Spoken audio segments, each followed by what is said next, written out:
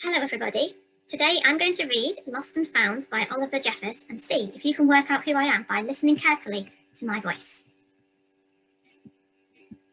Once there was a boy, and one day he found a penguin at his door.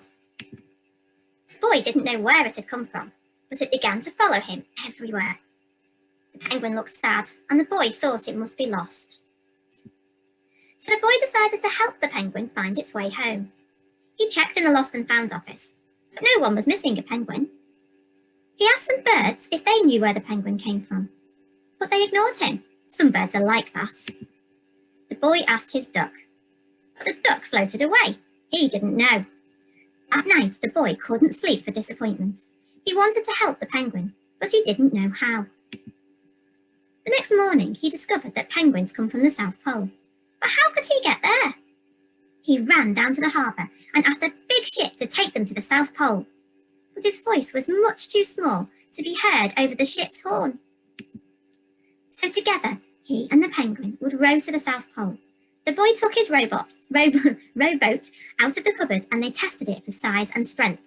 They packed everything they'd need, and together they pushed the rowboat out to sea. They rowed south for many days and nights, with the boy telling stories all the way. The penguin listened to everything that the boy said.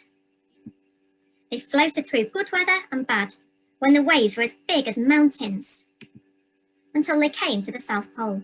The boy was delighted, but the penguin said nothing. Suddenly, it looked sad again as the boy helped it out of the boat. The boy said goodbye and floated away, but as he looked back, the penguin looked sadder than ever. It felt strange to be on his own, and the more he thought, the more he realised he was making a big mistake. The penguin wasn't lost. He was just lonely.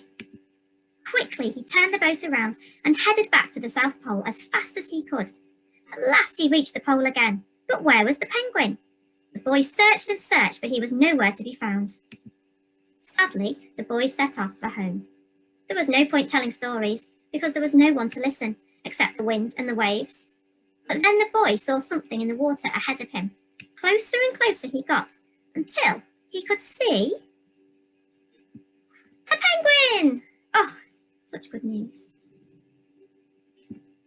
And so the boy and his friend went home together, talking of wonderful things all the way. I hope you enjoyed that story. Have you worked out who I am? Bye!